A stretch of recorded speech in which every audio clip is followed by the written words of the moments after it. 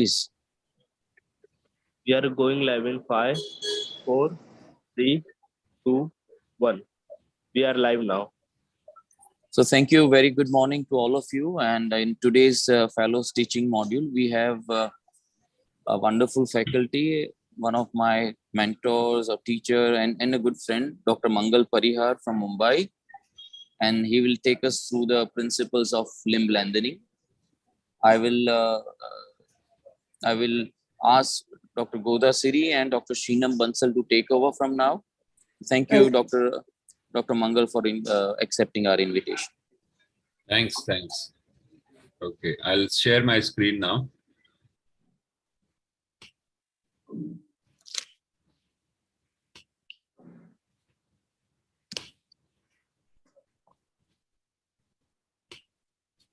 So, in terms of the principles, what I thought I'll share with you is various areas that we are looking at in terms of when we want to do a lengthening, what are the things that we are looking at. And these are all the points that came to mind when I'm talking of lengthening. I'll stick to lower limb largely because that's the area where most of the lengthenings happen. And I think a lot of pediatric orthopedic surgeons possibly already know some of this, but the finer points we can discuss. So when do we do a lengthening? Less than 1 centimeter, I always tell my patients, only the tailor can make out if there is a discrepancy. And that really doesn't have any impact on the gait, etc. So less than 1 centimeter, almost always, you can just manage it with a little bit of an insole or something like that. If you have more than 1 centimeter, around 3 to 5 centimeters, all limb length discrepancy has its implication on limb, the gait, the energy consumption. So if it's a relatively smaller length discrepancy, you can use a shoe raise. And if the patient has already reached maturity, then you can do a lengthening. Now, when I say shoe raise till maturity, there is a sort of proviso for that, which I'll come to in a later slide. But more than 5 centimeters, I find that shoe raises tend to be unstable.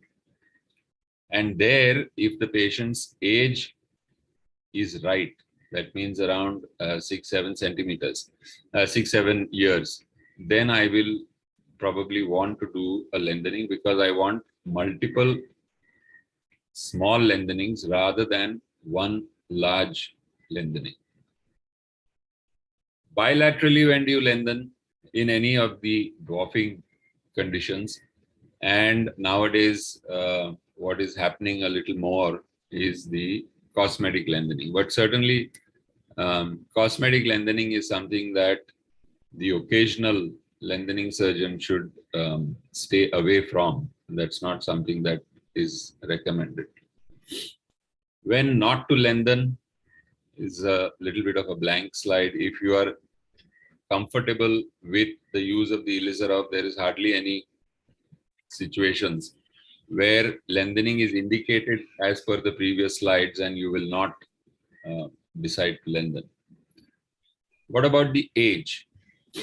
So, as I said earlier, oftentimes we get patients who've been seen by general orthopedic surgeons where they have been advised to wait till the patient is mature so that they will have only one surgery.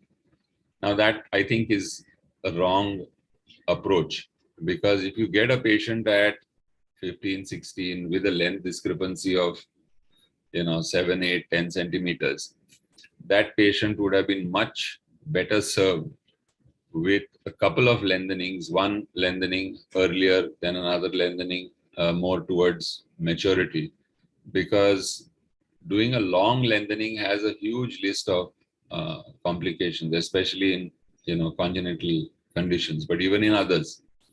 So there you may not get good regenerate, etc. So doing two small or multiple small lengthenings is much better. And this is something that a sort of, I'm sure most pediatric orthopods already know this, but this is a message that needs to be given for general orthopedic surgeons. Don't wait for skeletal maturity for lengthening.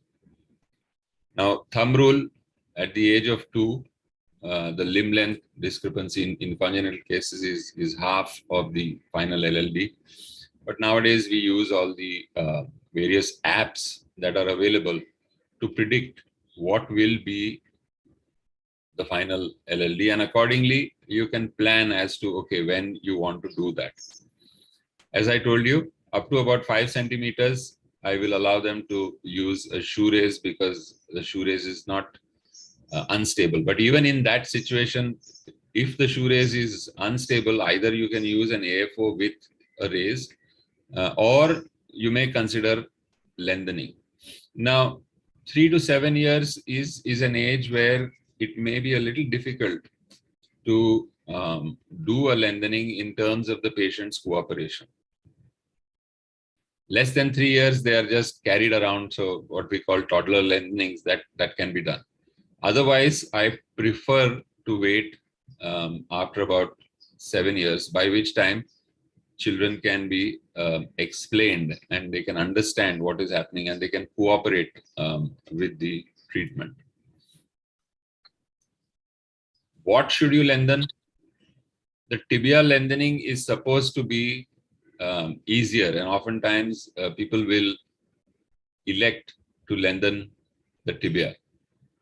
Generally, I would say that you should lengthen the affected bone. Today, with appropriate technology, with appropriate knowledge, femoral lengthenings are not really very difficult. However, if you have a huge amount of discrepancy, then you may decide that, okay, we are going to do part of it in the femur, part of it in the tibia. So up to about 5 centimeters in knee joint level difference is sort of acceptable, in the sense that it does not have any effect on the gait, and visually also it's not very much clearly visible. So you can lengthen the tibia up to about 5 centimeters to compensate for femoral shortening. The other place where you can do a tibial lengthening is sometimes if there is a tibial deformity and there is a femoral shortening, then you do the tibial deformity correction and at the same time give them length in the tibia also. How to lengthen? There are multiple options available. You can have you have all these unilateral fixators. You can use the ring. Then you can use newer options like LON, lengthening over nail, lengthening and then nailing, and what Ruta has been talking about of lengthening over a plate. Out of these, in kids with the epiphysis open, only lengthening over plate really is a feasible option. I personally don't have much experience with that, but what Ruta has shown has good has good results. But I find fixator itself, if put properly, is pretty comfortable. So I've not really looked into that area. Elizarov said, lengthen in the metaphysis, and whenever the option is available, the closer you are to the metaphysis, the better. In the sense that the metaphysis is broad, it's an area which is kind of genetically geared towards lengthening. But you can do lengthening in the diaphysis also in certain situations. And the problem that comes up is mixing up this rule of lengthen through the metaphysis with the kind of fixator that you're using. I'll show you in a couple of cases later, that when you use a unilateral fixator, for example, in the femur, then you can't do a subtrochanteric or a metaphyseal osteotomy, because you need to have good hold in the proximal fragment, which starts somewhere around the lesser trochanter. And in that situation, it's always better to do the osteotomy lower down, because stability of the fixator is also an important consideration in the lengthening process. So metaphysis, generally yes, but doing a lengthening in the diaphysis is not a problem. Then this constant semantic debate, corticotomy or osteotomy. There's really no difference. What Elizarov described or wrote, the word corticotomy, what he really wrote was compactotomy. And he said, essentially, you have to try and preserve the intramedullary circulation. However, later research has also shown that the periosteum is equally, if not more important, for the healing. So normally what we do is we raise the periosteum well in the region of the osteotomy, try to stay as low energy as possible, but usually we do transgress the medullary cavity. So I, for one, tend to call it a lengthening osteotomy rather than a corticotomy. But a corticotomy is okay to imply or to give the idea that this is different from the regular osteotomies that we do, because you have to preserve the biology. Now, where as a given, when one is going to go in for lengthening, one can almost certainly expect some or the other complication. The complication may vary from a long time for the regenerate to ossify. It may be that the tissues are tight, lengthening is not easy, there may be pain, there may be a deficiency in the range of motion and contractures. Polio is one thing which you should be very, very careful of, especially lengthening with unilateral fixators which utilize pins. Because polio, the musculature is not good. Pins leave a large hole, and those holes take a long time to heal. So polio is one, if at all one wants to do lengthening, it should be done very, very carefully, and that too with an Elizarov all-wire frame. In congenital conditions, there will be issues with either stability of the hip or stability of the knee. And these are again things where one has to proceed very carefully with very close monitoring of the lengthening. So I'll just go through a few cases to illustrate the sort of points that I'm talking about.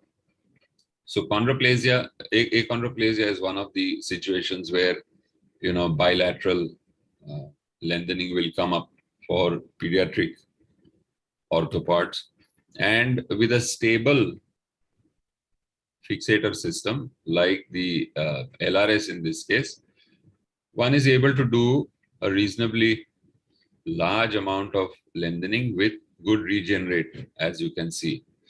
The important thing here is post-operative pin site care, etc., because you know, you can't. It's not easy to change the pin, so it's always better to prevent any lysis and loosening. In a lot of these large lengthenings, at the end of lengthening, even though the regenerate looks good, I will tend to protect them with an intramedullary wire.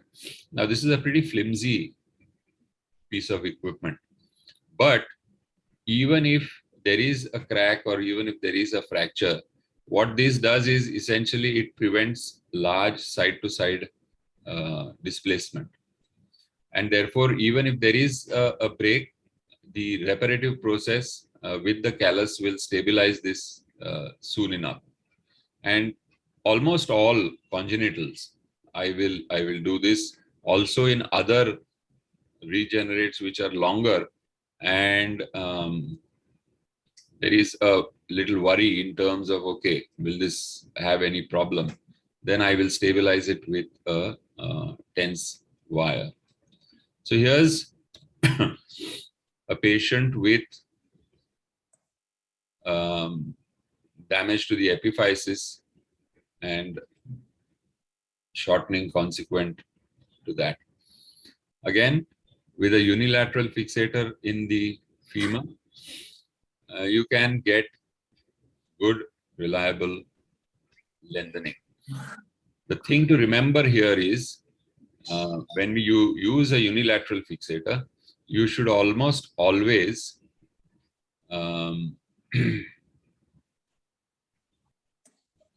use what is known as a template.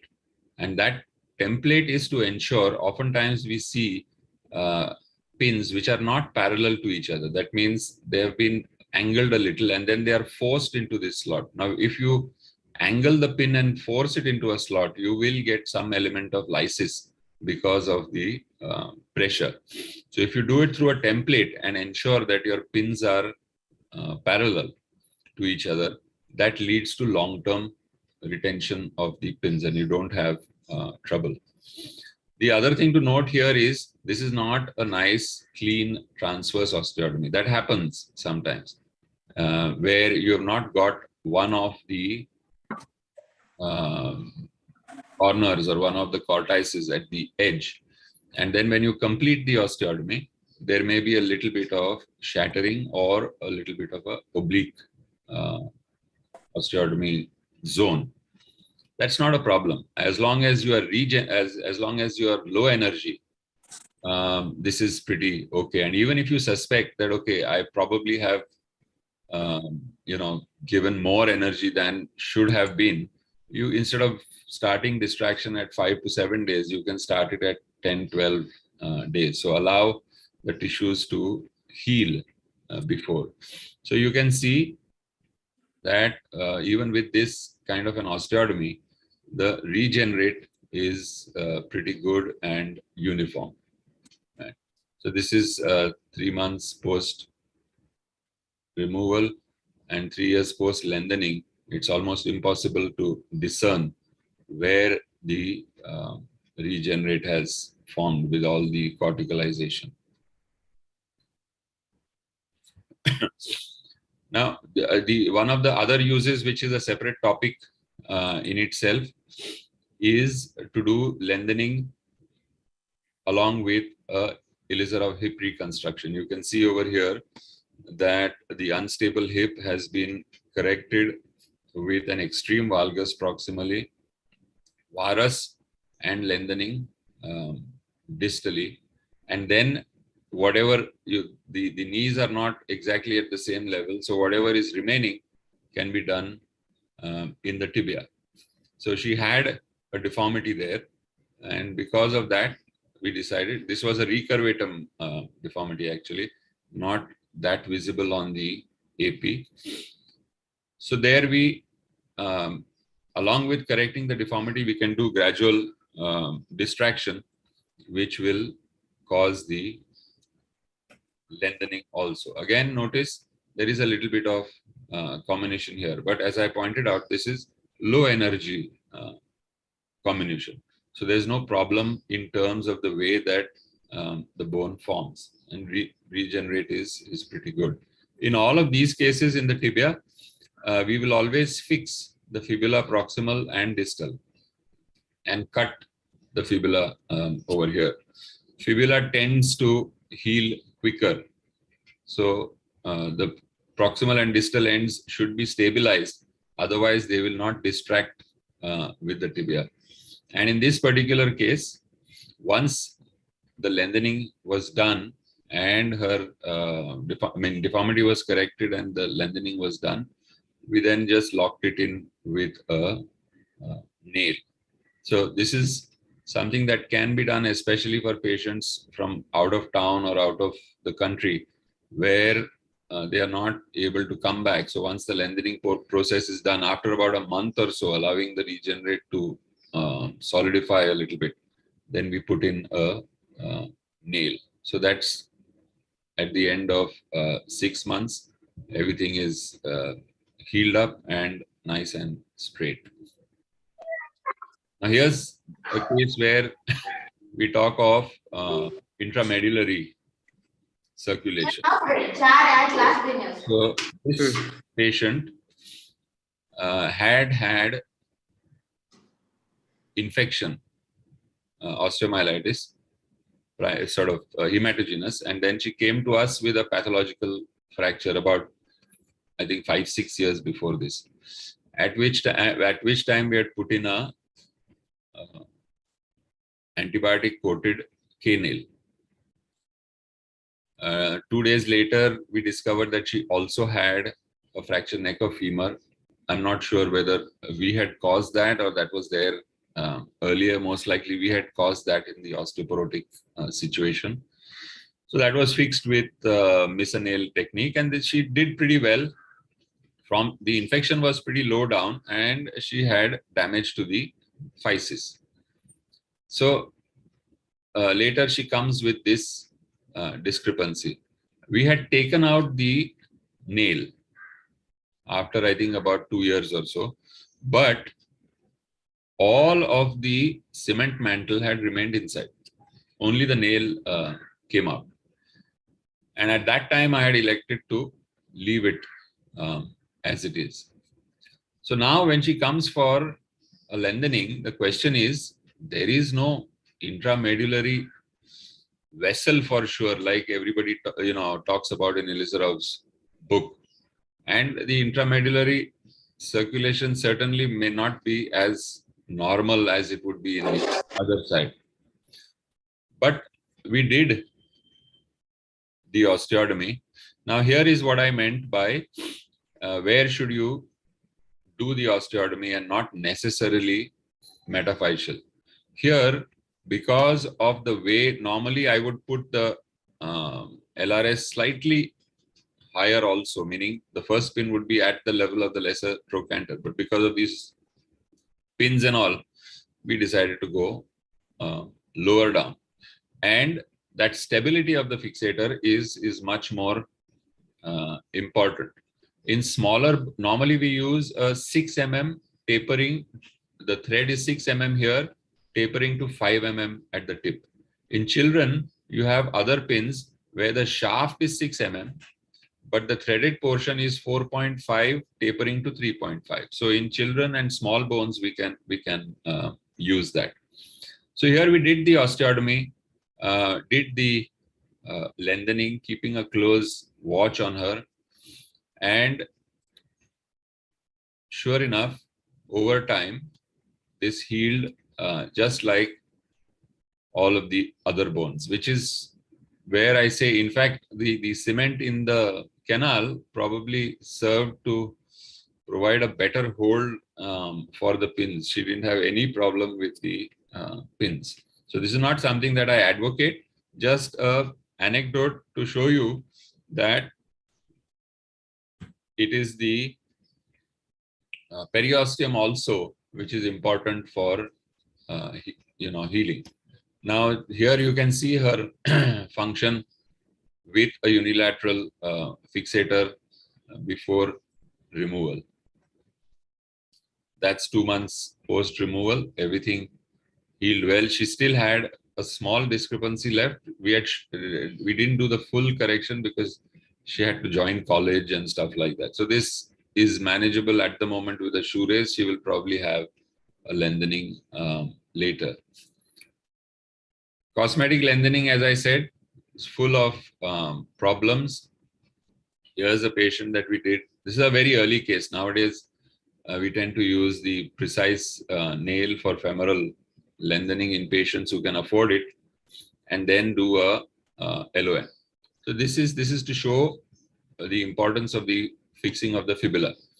So we put the fixator in an oblique fashion such that this pin also holds the fibula. You can notice it over here, and you can notice it over here. So we put in a oblique fashion so that it captures, and distally we put in a screw to stabilize the tibiofibular joint. That's her with mom. And that is the process of lengthening. So a unilateral fixator is pretty good for straight lengthenings. Now the issue here was we didn't, if you notice over here, the way the fibula is held, how well the fibula is held. And over here, it's not held as well. And as we lengthened, that fibula slipped down because of early healing at this site. You can see this is shorter than that.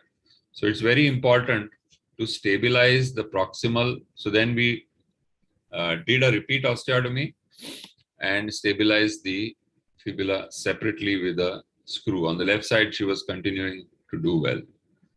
And ultimately then with that stable situation goes on to heal without too much trouble.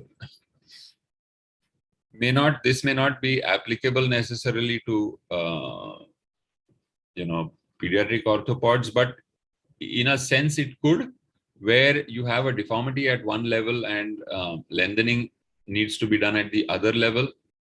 You can just acutely correct the deformity and lengthen separately distally, as we did here. Now again, another example of diaphyseal osteotomies really don't create any trouble.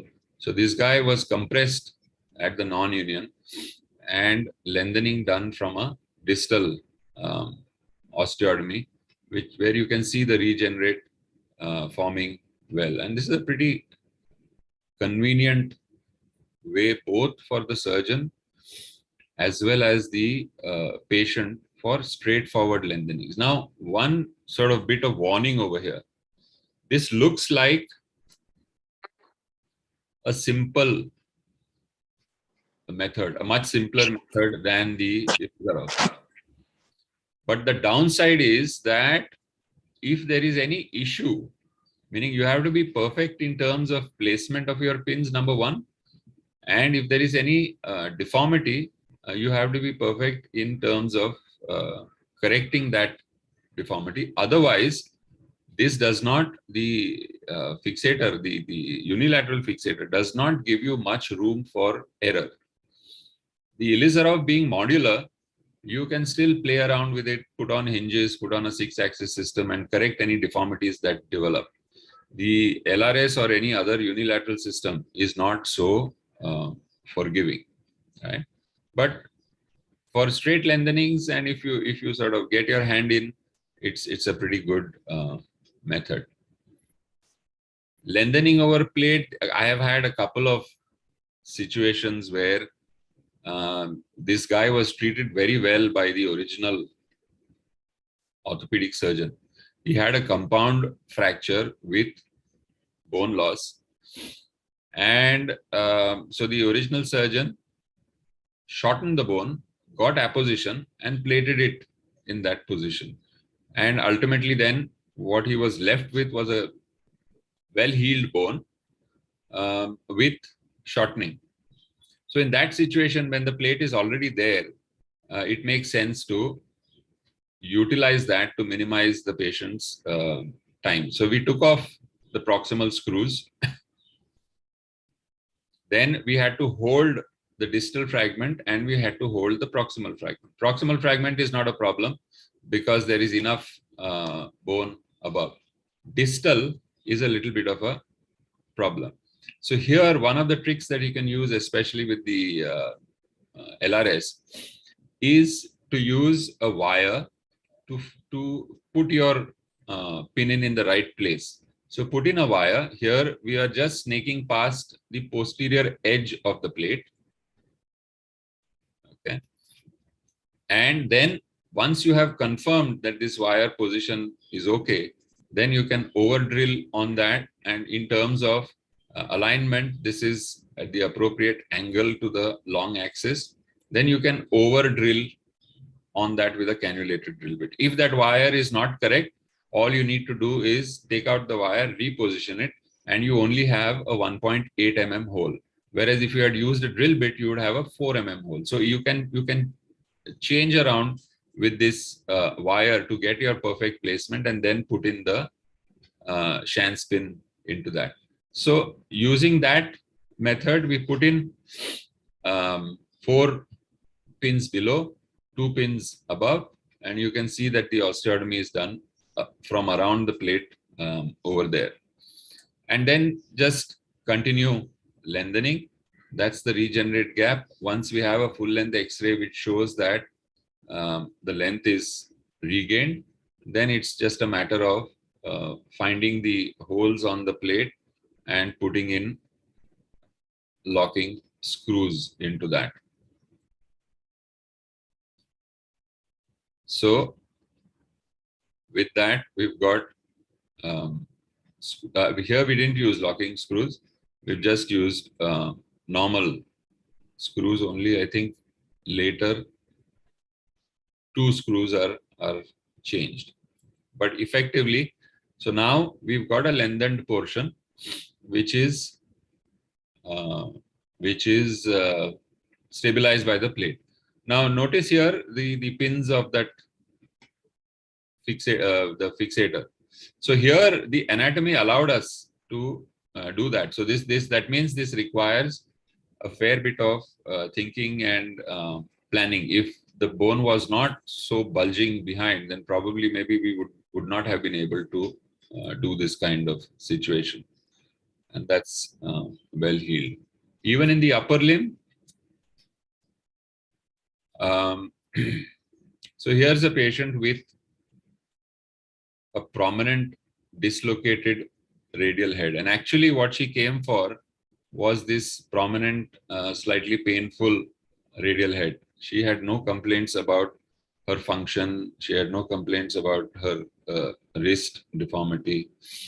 So here again, this is a point I make about using a unilateral fixator even in complex deformities. So here what we've done is we want to lengthen the ulna. So we've got a set of pins which are perpendicular to the proximal fragment, a set of pins which are perpendicular to the distal fragment. And these are the 4.5, 3.5 pins which I was talking about. Now, if you notice here, these are well in the center, these are well in the center, but they are angulated.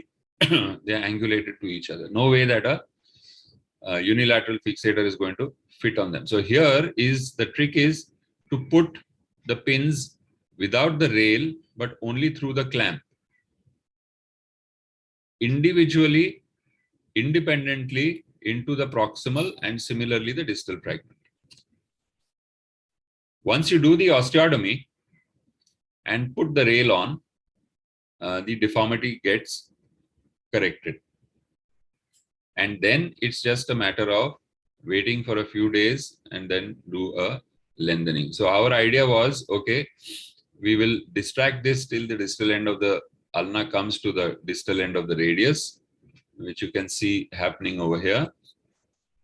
And once we have reached the area that we want to, we then lock the radius to the ulna, again using this K-wire technique, and then over drilled and put in a screw, so that now the ulna is fixed to the radius and any distraction of the ulna is going to pull the radius down.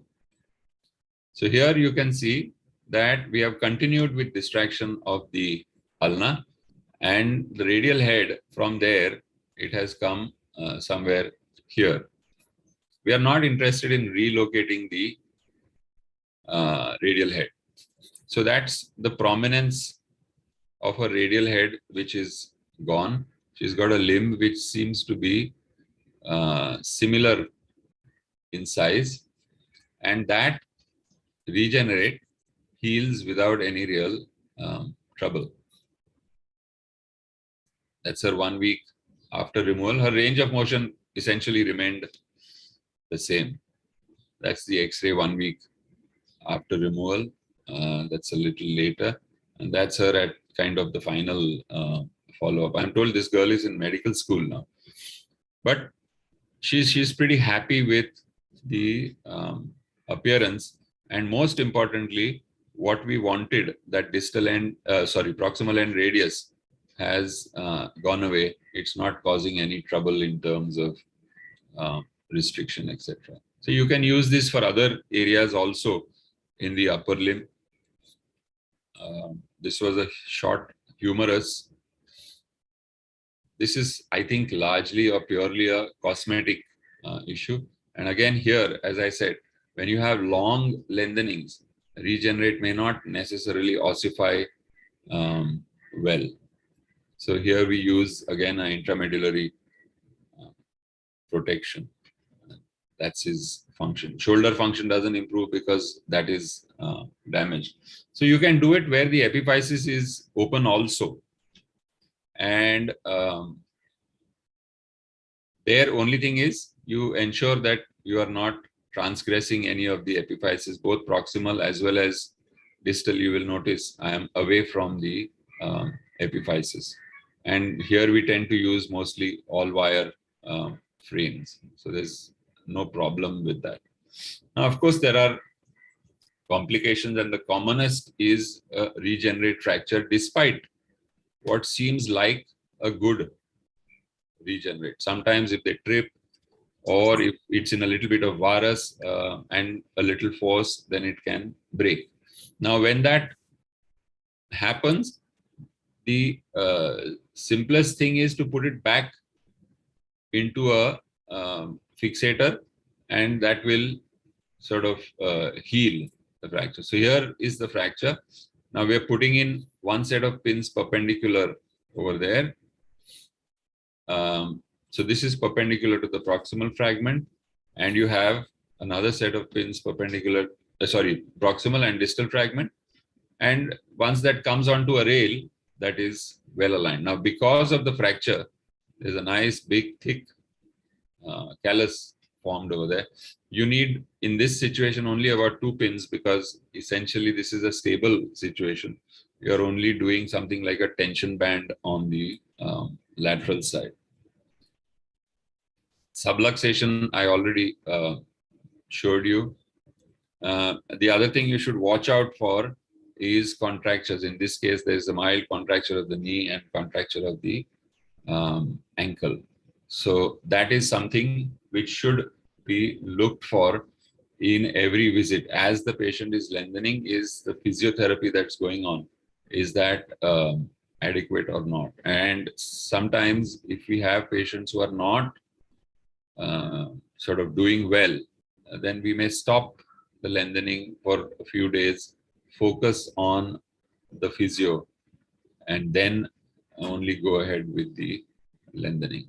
And the final thing that one must remember is there have been reports even of compartment. So that is something that you should watch out for. This was a lengthening over a nail, but unfortunately also developed a mild compartment. Touch wood, we've not had any severe case, but this patient was decompressed in time, etc. Ultimately didn't have any trouble, but that is also something that you need to watch out for. So that's my take on lengthening. Now, if you have any cases, questions. Yeah, so there will be a lot of questions, I'm sure. So I'll start with the question thing is, now we see a lot of fibular hemimelia, and we have to lengthen them.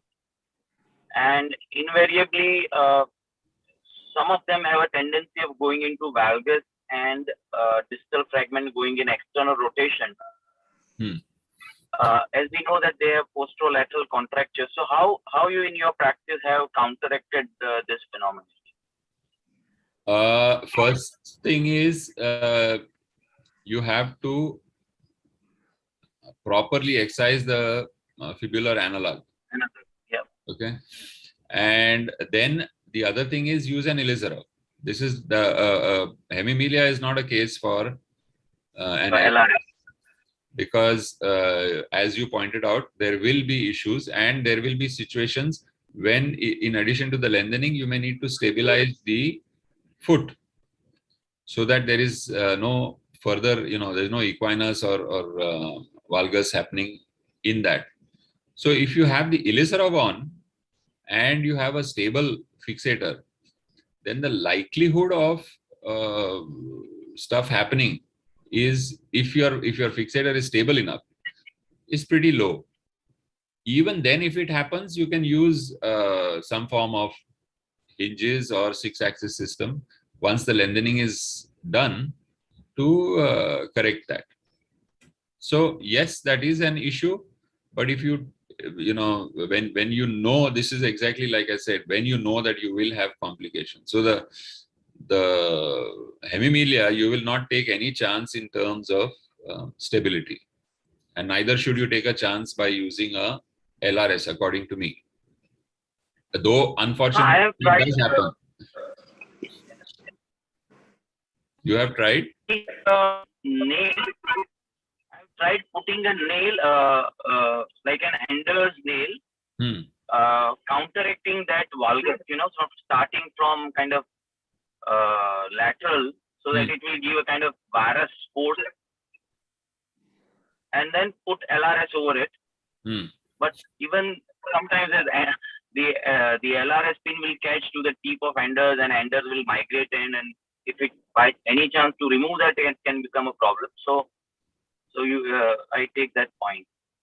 And one more. My point is, Maulin, that if you do pediatric orthopedics for a living and you treat or you get a lot of hemimelias, it makes much more sense to become comfortable with the Ilizarov rather than do all this stuff, because once you are comfortable with the Ilizarov, then you don't have all these issues. Right. Now the question is, like, we do a lot of lengthenings for congenital posteromedial curvature of tibia, which remodels by itself. Yeah. And then we sort of lengthen them at near maturity. Now, I have never fixed the proximal and distal fibula. We have always done tibial metaphyseal osteotomy and fibular osteotomy, little distal to that. Yeah. Are we missing those fibular or what is the rate of complications of fibula getting fixed? We have never done this. So how do you osteotomize the fibula or do you excise the fibula? I osteotomize the fibula about an 2 centimeter, 2.5 centimeter distal to the tibial osteotomy. Yeah, but you don't excise any portion of it. No. Yeah, then probably the amount of lengthenings that you are doing is less. Not too much. No. You're not doing much of lengthening in these posteromedial bowings. The usual discrepancy is like 3, 4, 5 centimeters. Yeah.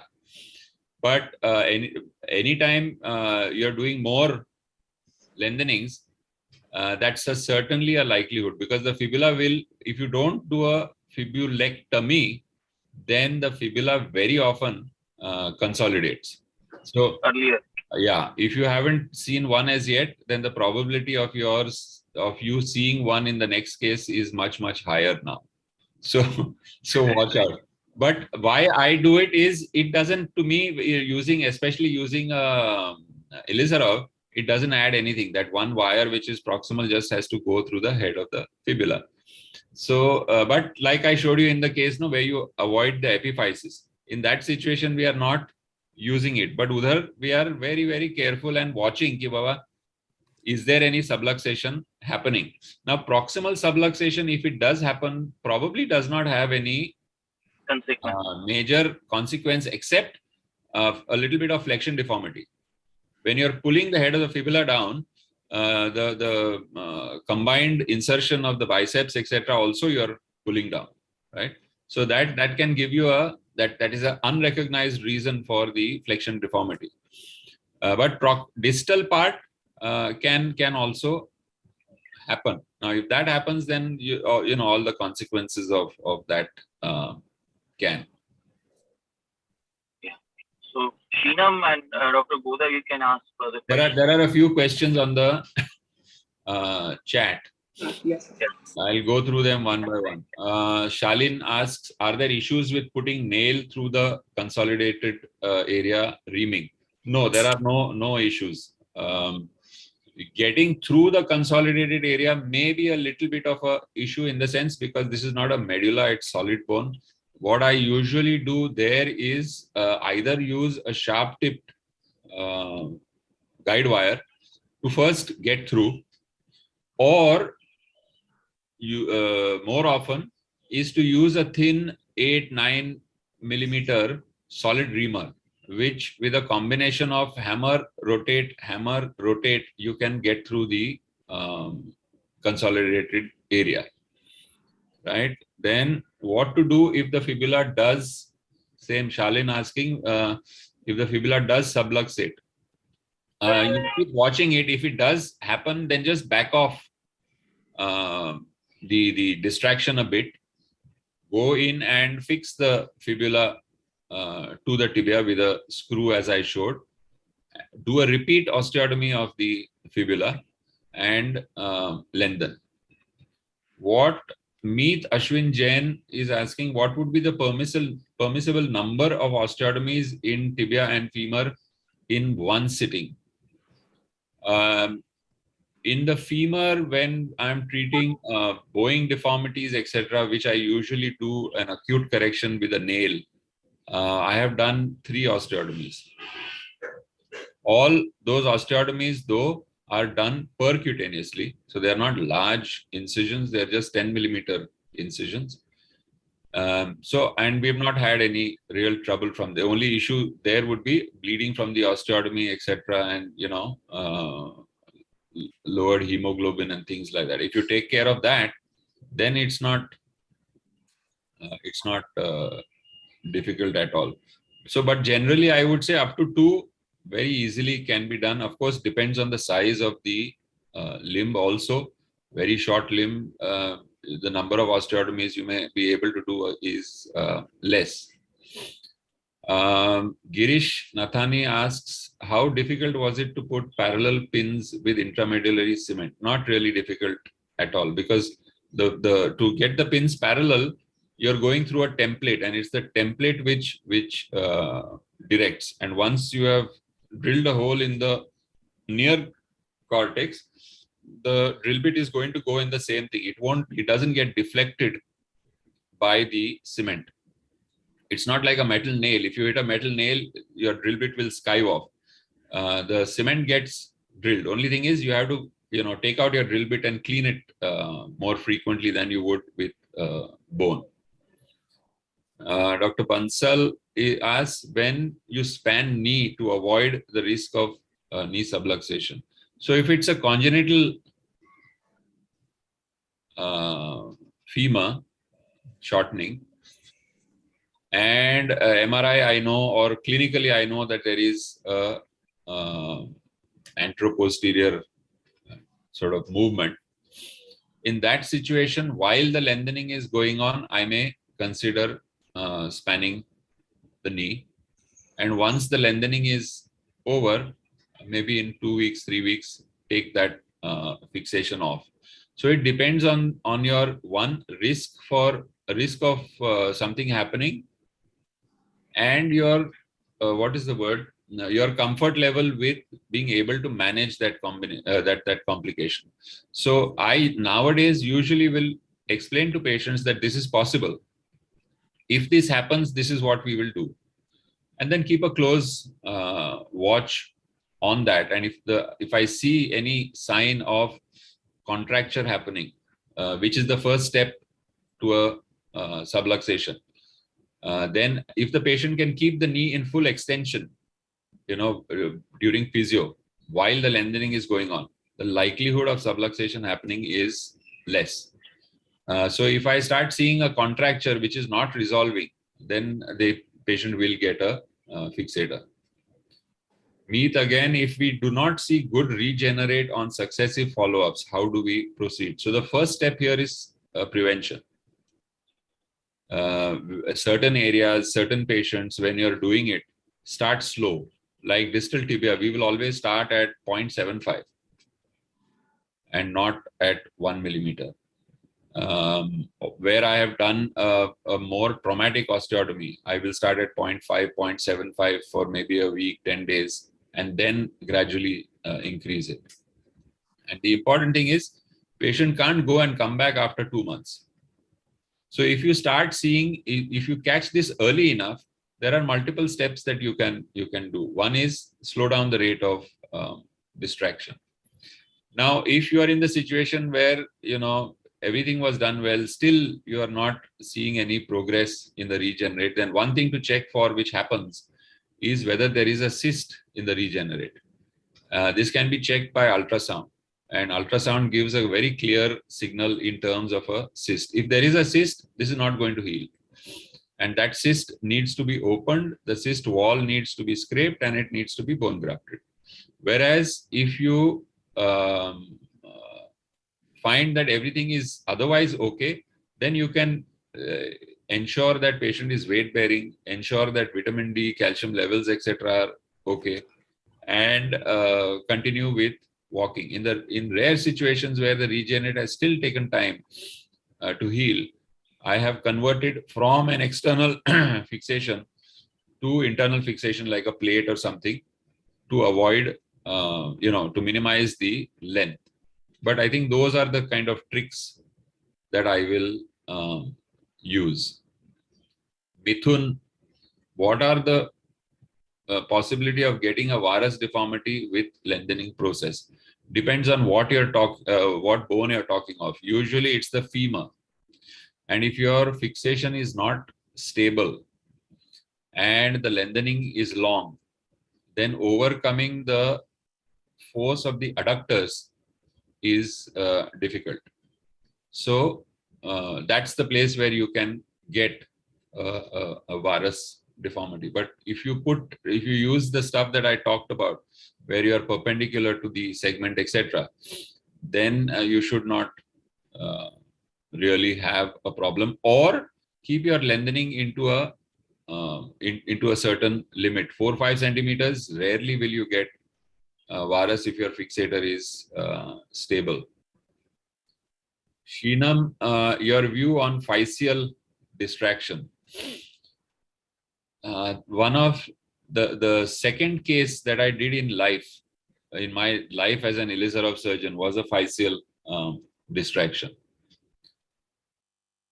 Because at that time, this was just in the literature, that yes, this is something that you can do. And we did it. We got a nice long and a broad regenerate of the proximal, from the proximal tibia. But I don't think that is something I would do today. Largely, it is said that it doesn't have any issues.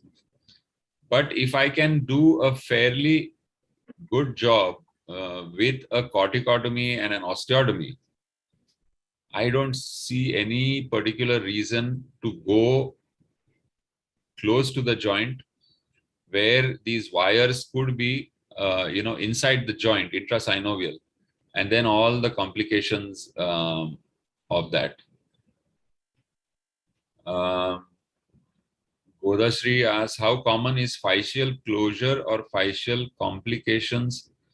I have not noticed anything in particular in terms of if the lengthening is otherwise done properly, you're away from the epiphysis, etc. And you're, as I said, you're doing these multiple small lengthenings rather than one long lengthening. I'm not sure what the literature is on that. I think the literature also says that there is no real, in fact, in some of the literature, if I'm not mistaken, it shows that when you equalize the length discrepancy, it then catches up, and then the future growth, there is no further discrepancy, though you would expect that, okay, this epiphysis would still lag behind. But to my knowledge, no. You have anything to contribute on that, Maulin? Physeal closure? Oh no, I have not seen that. Yeah. And when you do overzealous lengthening, and you have and I've not seen actually. The one is the facial distraction thing. We have done one case with this the tibial hemimelia with very cartilage in a central segment to gain some length, but that is very rare. Yeah. So I think we should proceed with the case presentation. Okay, go on. And I mean, I would I hope you moderate that because I have to leave, and now onward my road is kind of tower coming and going. So we were taking a halt to listen to you. So we'll start now. Yeah. And so thanks very much. If I cannot connect you later, thanks. That was a wonderful talk. Sure. And we'll have this video with our YouTube channel. So I'll send you the link. You can pass it on to your students as well if you wish. Sure. So thank you. Please, Godha and Shyam, please take over and ask the fellow to present the case. Yes, sir. So Dr. Puneet will be presenting. Dr. Puneet is from Indira Gandhi Institute, Bangalore. So Dr. Puneet, please share your screen. Am I audible? Yes. Yeah, go on. Is my screen visible? Yes, go on. Sir, today I'm going to present a case, interesting case, which we had encountered while lengthening a femur using a monolateral fixator. My name is Puneet, and I'd like to thank my consultants, Dr. Rudraprasad, Dr. Kiran Rajappa, and Dr. Abhishek for allowing me to present this case. He was a 7-year-old boy from West Bengal who came to our clinic with the complaints of shortening of right lower limb since birth, limping which was noticed since walking age, and occasional toe walking since past 2 years. There was no other limb involvement, no history of trauma, no history of infection to the limb, and there were no cutaneous lesions. A brief birth and past history. He was a firstborn child of non-consanguineous marriage, a term baby with the birth weight of 2.5 kg. He had a history of NICU admission for a couple of weeks for a history of meconium aspiration and history of seizure disorder for which he was treated till the age of 2 years. And till present, he doesn't have any other issues. This was his clinical picture, which showed shortening of the right lower limb, particularly of the right thigh. And we had used a block to keep the anterosuperior iliac spine at the same level. On the local examination, the right hip, the anterosuperior iliac spine was at the same level. There was no fixed deformities. Range of movement of the right hip was normal. There was a thigh wasting of 1 centimeter. Right femur was 4 centimeter shortened compared to the left femur, and right tibia was 1 centimeter shortened compared to the left tibia. So overall, the child had a shortening of 5 centimeter of the right lower limb. On the examination of the right ankle, there was reduced dorsiflexion, and right knee, there was no other instability.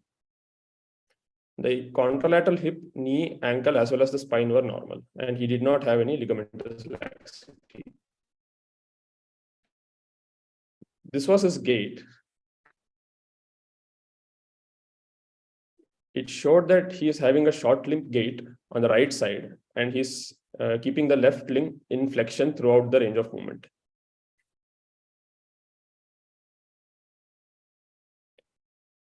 This was his earliest radiograph, which I had taken in West Bengal at the age of 1 year, which showed 2 centimeters of shortening. And this was his present radiograph, scanogram, showing shortened right femur. And on doing the radiographic measurement, we found that femur was 3.7 centimeters shortened, and tibia was shortened by 0.4 centimeters. So the total shortening on radiographic measurement was 4.1 centimeters. And on doing the malalignment test, there was a valgus of 6 degrees more compared to the opposite side. The valgus angulation was 12 degrees on the right side. So we planned for a procedure for lengthening of the right femur. We had considered both monolateral fixator as well as Ilisaro and chose the LRS. And we contemplated the need for deformity correction for the right femur, for the right distal femur, because he had a valgus angulation, and whether to do any other bone of soft tissue procedure.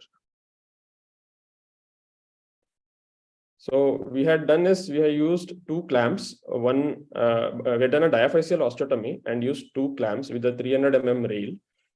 And we had used pins perpendicular to the shaft. And we started distraction at post-operative day 5. And the rate of distraction was 1 per day, 6 hourly. And we estimated it will take around 41 days for the full distraction or lengthening. This was at post-op 2 weeks. And at post-op 1 month, we could see regenerate formation.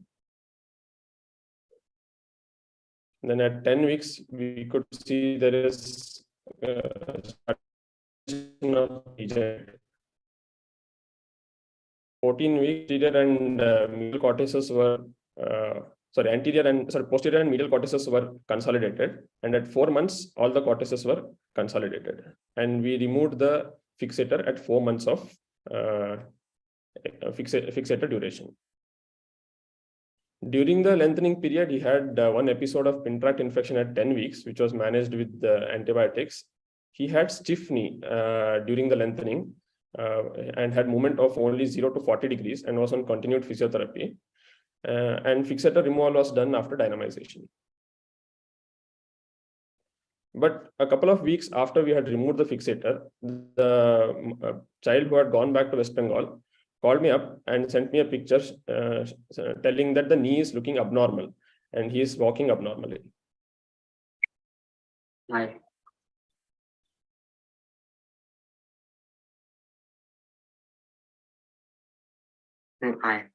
I.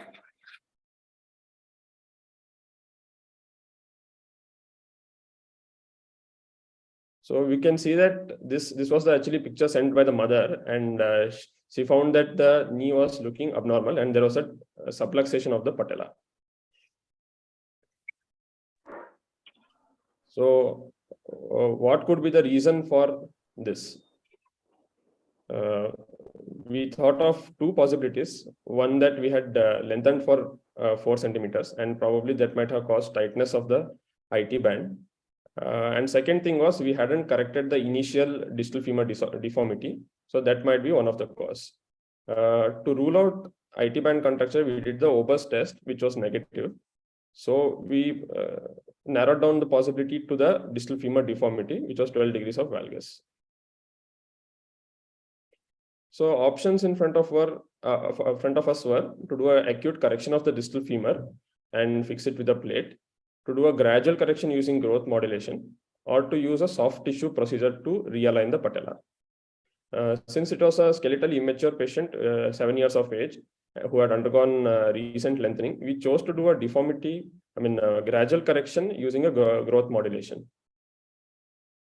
And this was the final picture of growth modulation.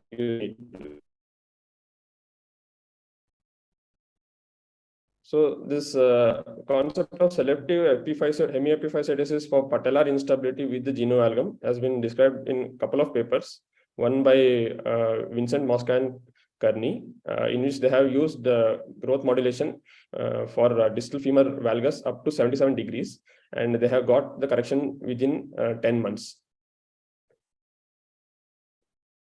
So what are the different problems we face while lengthening in a femur? It includes varus angulation, procurvatum deformity if you do it in the metaphyseal region, and if you're doing a longer lengthening, as Mangal sir said, more than 5 centimeters, it can have contractures as well as patellar problems. So in conclusion, we found that femur lengthening can be performed with monolateral fixators or releasers. Malalignment is seen in metaphyseal osteotomies and lengthening. Level of osteotomy might determine the type of malalignment. Patellar instability after lengthening can be due to soft tissue or bony problem, and growth modulation is a feasible option in a skeletally immature patient. Thank you, sir. Just go back to your pre-op X-rays, Puneet, for a sec. If the full length X-rays before you.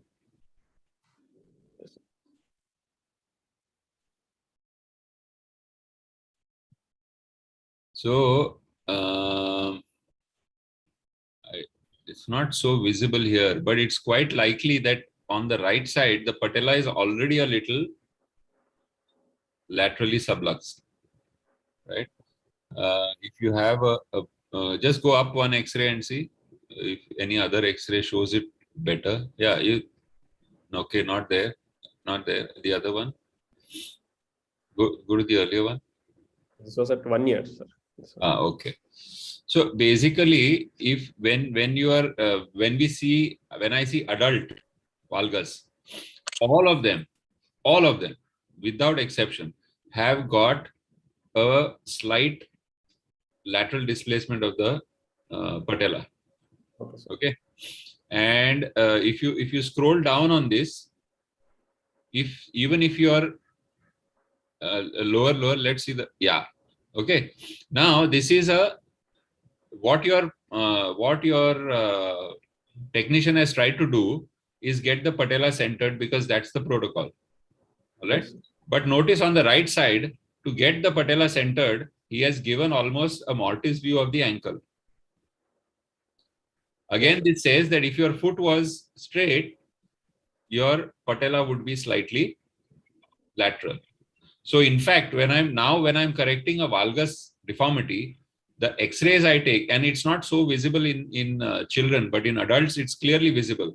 There is a, what is the word? The femur and the tibia, the alignment, not alignment, the orientation doesn't look normal. There is an overlap of the distal femur and the proximal tibia.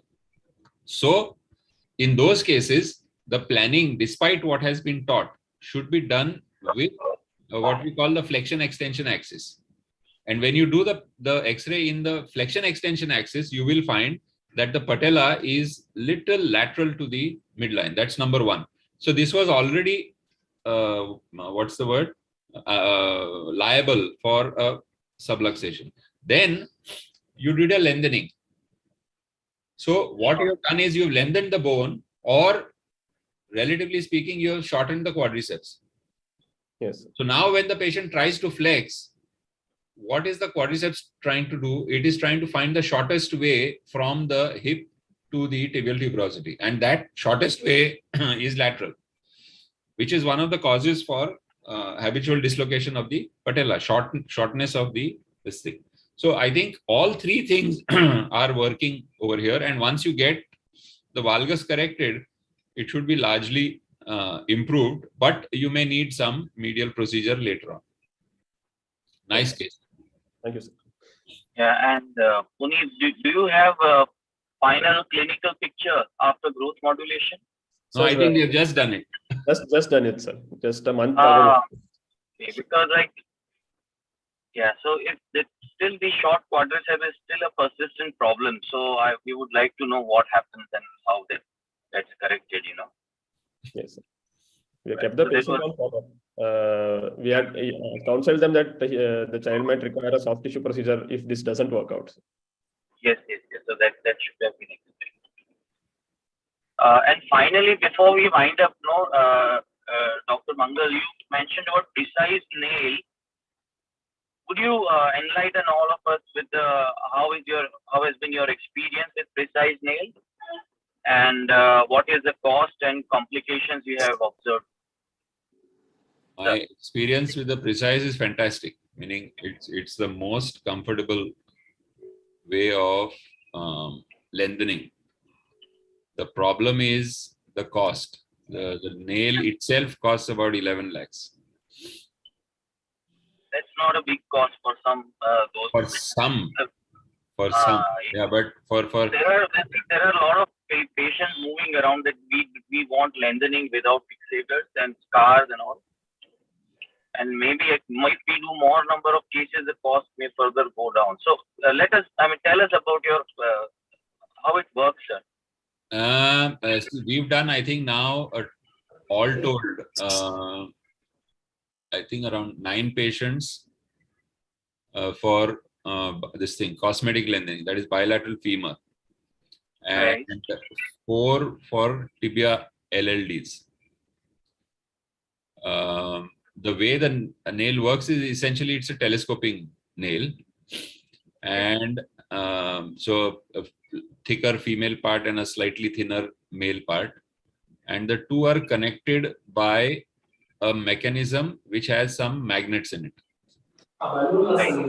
And they have what's known as a ERC, external remote control, which also has magnets.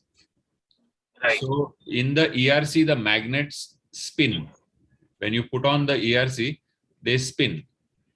And when they spin, they set up an induced current, which turns the magnet inside the nail. So there is a particular ratio, I think about 3-4 minutes it takes.